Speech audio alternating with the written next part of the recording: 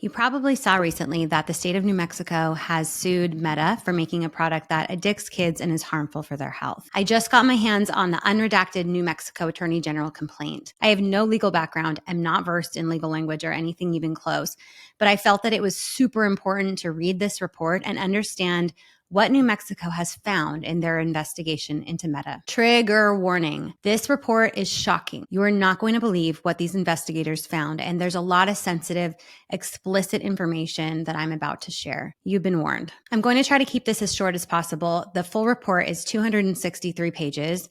I read it all. My jaw dropped countless times, so get ready. New Mexico is accusing Meta of stating that their platforms are safe and good for kids, when in reality, Meta knowingly exposes children to sexual exploitation and mental health harm. New Mexico is accusing Meta of turning their children into victims for profit. They're stating that Facebook and Instagram are breeding grounds for predators who target children for human trafficking, distribution of sexual images, grooming, and solicitation. The investigators shared, quote, Meta has allowed Facebook and Instagram to become a marketplace for predators in search of children upon whom to prey. And these are not baseless accusations. The complaint is filled with examples and screenshots from Facebook and Instagram of actual human trafficking, of child sexual abuse material, and so much other stuff that I hope I never have to look at again. New Mexico is also accusing Meta of adopting algorithms and platform designs that purposefully addict young users, inhibiting them to self-regulate. This report includes evidence that Meta knew their features foster addiction,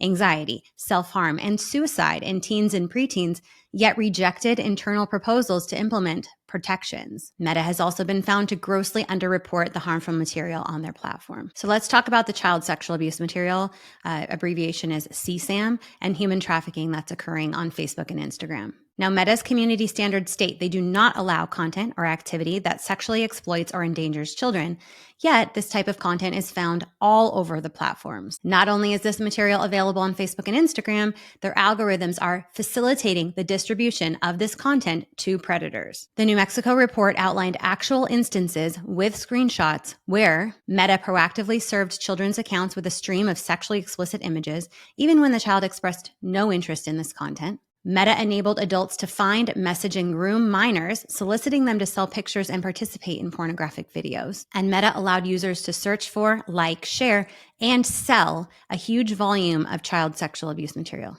The investigators in New Mexico set up test accounts pretending to be young teens. They were able to find and were even recommended numerous child sexual abuse images and links on Facebook and Instagram. The investigators also found links to purchase or trade child sexual abuse imagery with directions to connect offline, typically on WhatsApp or Telegram, where the messaging is encrypted and the transactions take place. This content was not only available through searches on Facebook and Instagram, but was being recommended in the suggested for you section of Instagram. On these profiles, predators are selling sexual imagery of children on Facebook and Instagram. When the investigators' test account viewed pictures that were sexually suggestive of young girls, Instagram's algorithm then directed them to other accounts with more images of sexual intercourse and sexualized images of minors. The investigators then reported these images to Meta, but roughly half of the reported content was still available when this complaint was filed. The content that was removed frequently reappeared or Meta recommended alternative and equally problematic content, demonstrating that Meta is capable of identifying this type of content, but is incapable of effectively dealing with it. Meta's reliance on user reports to identify unlawful, dangerous, or inappropriate conduct demonstrates the failure of its own efforts to detect and remove these materials from their platforms. The next section of the report dives into the incredible number of Facebook and Instagram accounts which facilitate the operation of commercial sex enterprises offering pornography or video call services. Among these accounts found were many featuring minors marketed for sex work. The investigators were able to type in the word sex in the search bar on Instagram and found numerous accounts showing people actively engaged in intercourse. Numerous posts and accounts on Instagram were found that depicted or promoted choking, slapping, tying up, and otherwise abusing little girls. And get this, when New Mexico investigators searched for child exploitative material on OnlyFans, 30 results came up. When they searched on Pornhub, 646 results came up. When they searched on Facebook, nearly 16,000 results. And on Instagram, almost 20,000 results of exploitative material related to children. The state's investigation was able to identify hundreds of Instagram users currently advertising the sale of child sexual abuse material, with roughly 450,000 followers between these accounts. The report states that the root of the problem is that Meta's algorithm is permitting human trafficking and CSAM to flourish on their platforms. The algorithm actively promotes commercial sex activity and child sexual abuse material to its users, including teens and children under the age of 13. It was also found in this report that Meta does not notify predators who post CSAM that their conduct violates community standards because the company doesn't want to run the risk of offending those users and deter them from using the platform. Meta does not permit users to report CSAM without first logging in and viewing the material from their own accounts, thereby potentially triggering the algorithms to deliver more of the content they're reporting. Meta knew about the huge volume of inappropriate content being shared between adults and minors. An internal Meta presentation from 2021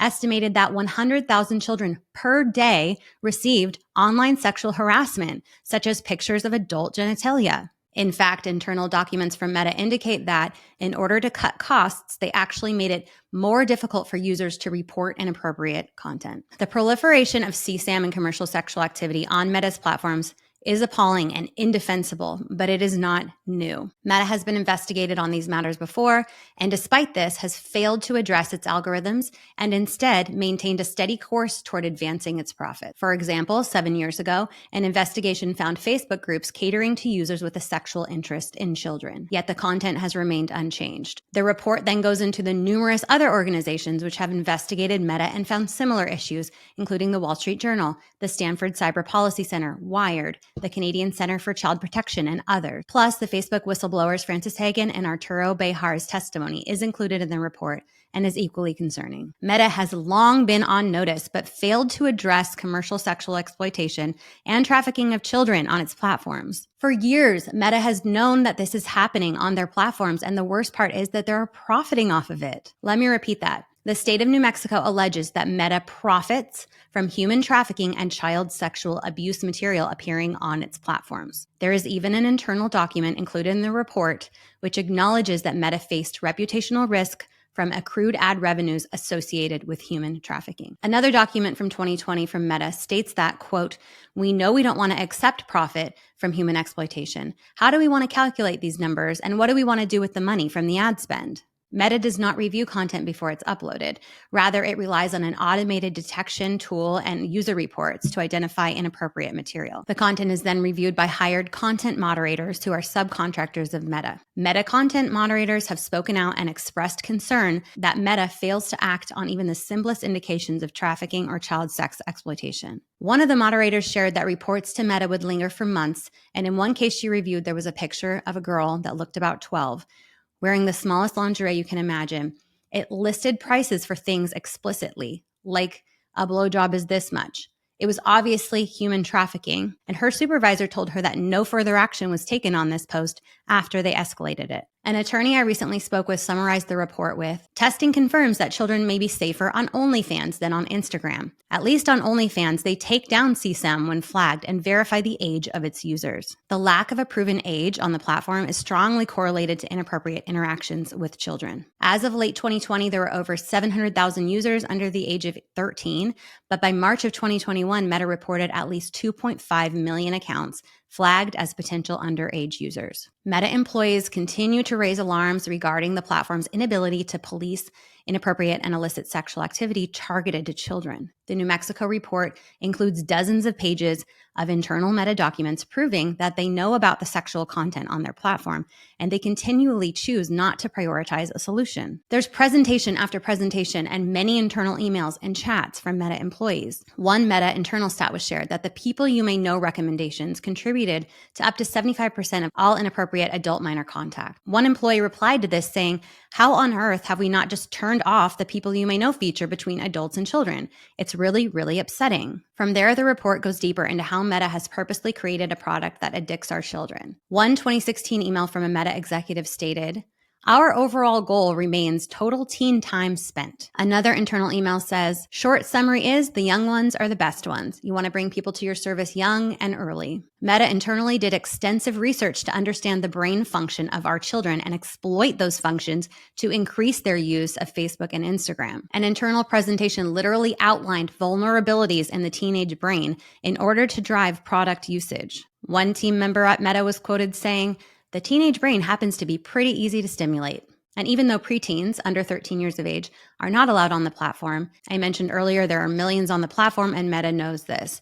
So they created an internal team to study preteens. Then they set a 3-year goal to create more products targeted to this young age group. One internal chat captured 2 Meta employees discussing whether Meta was creating a world of addicted monsters. In order to addict our kids, Meta has made design choices like infinite scroll, push notifications, ephemeral content, which is content that disappears after a certain amount of time, like Instagram stories, autoplay videos, and many other features. Meta's algorithm effectively keeps users in a loop, exploiting the mind's innate systems. Meta did not disclose that its algorithms were designed to leverage young users' dopamine responses and create an addictive cycle of engagement. Nor did they disclose that the algorithm collects data in order to fuel young users' compulsive use of their platforms. And the fatal flaw in the algorithms, according to this report from New Mexico, is that it does not distinguish between permissible and impermissible content.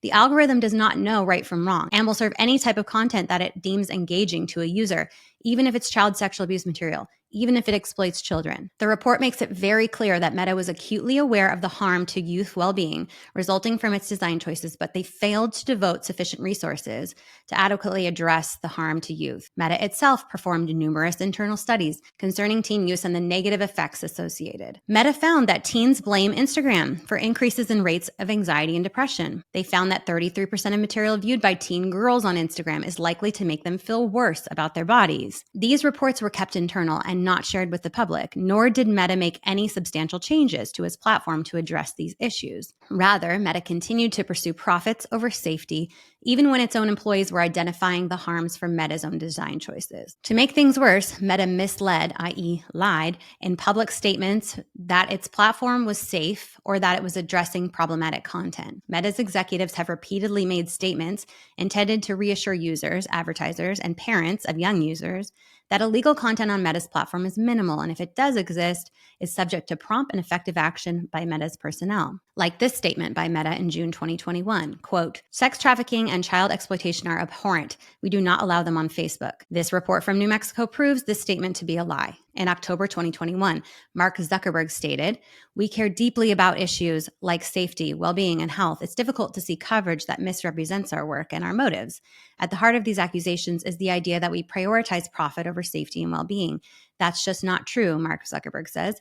"It's very important to me that everything we build is safe and good for kids. But the data, the internal emails, the actual posts showing CSAM, the research, the addictive features, everything represented in this report indicates that what Mark Zuckerberg said here is a lie." The report goes on to list statements that Mark Zuckerberg has made with the relevant omission or data to show that he was misleading the public. There's also proof in this report that multiple times Mark Zuckerberg refused to make additional staff available to scale up Meta's work to improve well-being. In some cases, he didn't even respond to team members' emails communicating their concern over the safety of the platform for kids and teens. To sum it up, the state of New Mexico has given plentiful evidence that Meta's platforms are addictive and unsafe for kids. They are seeking to hold Meta accountable for conduct that violates the New Mexico Unfair Practices Act and creates a public nuisance. I'm including a link to the report below. Please view with caution. This report is deeply concerning. Thank you to Attorney General Raul Torres, Chief Deputy Attorney General James Grayson, Assistant Attorney General Serena Wheaton, and the rest of your team. I can't imagine the amount of work that went into this report, all to protect our kids from harms on social media. Parents everywhere are grateful.